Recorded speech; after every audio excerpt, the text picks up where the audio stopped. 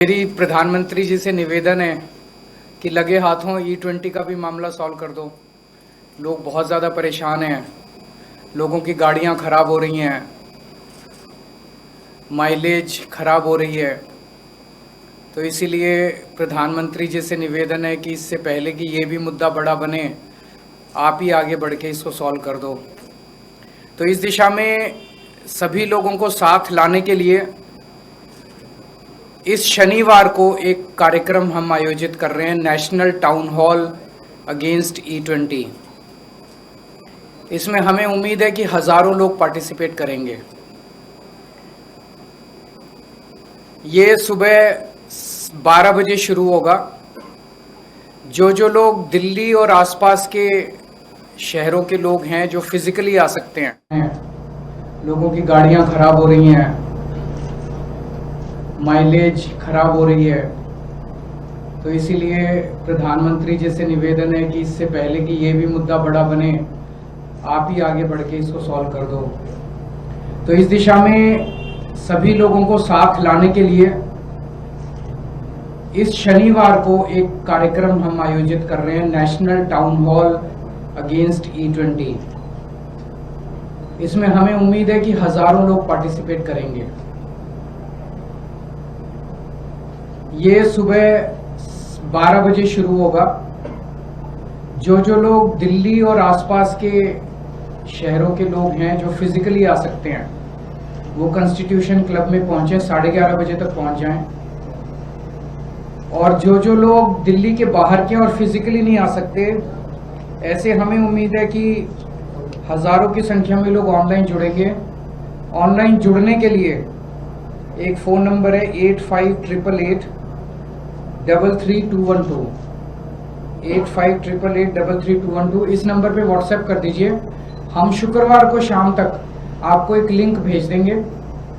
आप अगले दिन सुबह 11:30 बजे के बाद किसी भी टाइम उस पर लिंक पे क्लिक करेंगे तो आप ऑनलाइन हमारे साथ जुड़ सकते हैं। इस टाउन हॉल में हमारी उम्मीद है कि हम इस इशू पे इंटरेस्ट रखने वाले सभी एक्सपर्ट्स को, सभी पीड़ितों को, जो लोग दुखी हैं इस मुद्दे से, जिनकी गाड़ियां खराब हो गई हैं, जो इस मुद्दे में इंटरेस्ट रखते हैं, एक्सपर्ट्स हैं, सब लोगों को एक प्लेटफॉर्म पे लाके सबको बोलने का मौका देंगे। और आगे की रणनीति तय होगी कि इस मुद्दे पे सरकार को कैसे फोर्स किया जाए कि सरकार इस E20 को विड्रॉ करे। तो मेरी लोगों से विनती है कि ज़्यादा से ज़्यादा संख्या में इसमें पार्टिसिपेट करें। फिजिकली आना चाहें फिजिकली भी कर सकते हैं, और वर्चुअली आना चाहें वर्चुअली भी पार्टिसिपेट कर सकते हैं। अगर आपका कोई प्रश्न है तो आप बता सकते हैं। सर, आपने कहा कि इससे पहले कि यह मुद्दा बड़ा बने, सरकार तक की, क्या आप लोग नेशन वाइड इसको लेकर प्रोटेस्ट की सब कुछ करेंगे। अभी ये शुरुआत है, बीच में हो गया था।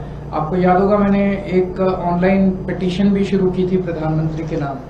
उसमें 2 लाख से ज़्यादा चिट्ठियाँ आ चुकी हैं, जिसको लेके अगले हफ्ते मैं प्रधानमंत्री के घर भी जाऊंगा, लेकिन वो इसके बाद, शनिवार के बाद।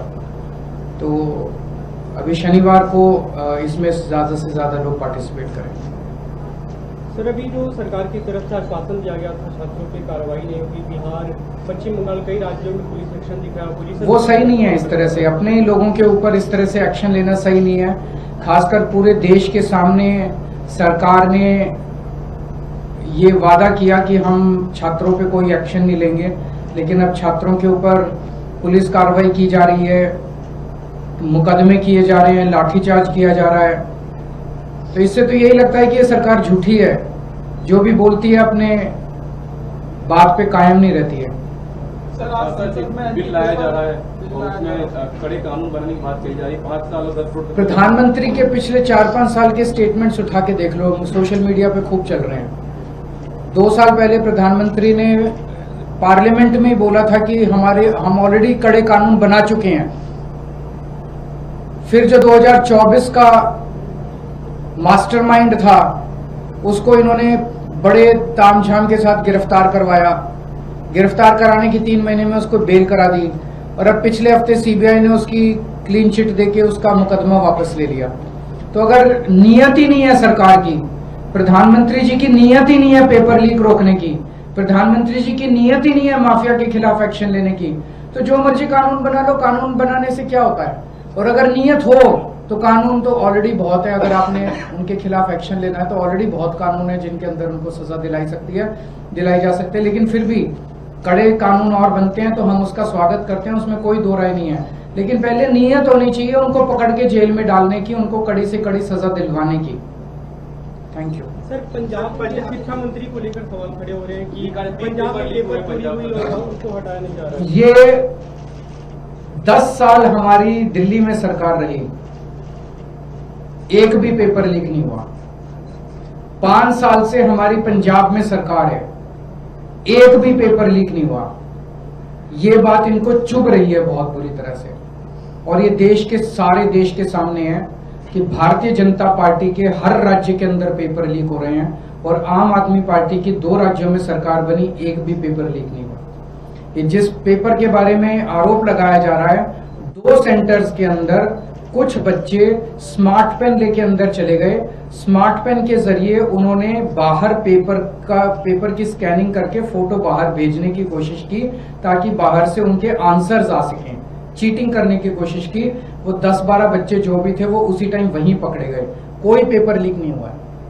तो ये झूठा आरोप लगा रहे हैं पेपर लीक हो गया, क्योंकि इनके पास कुछ कहने को नहीं है। आम आदमी पार्टी की पंजाब सरकार में जब हमारी 2022 में सरकार बनी, उसके पहले वाले साल में 27वें नंबर पे था पंजाब शिक्षा के क्षेत्र में, 27th नंबर।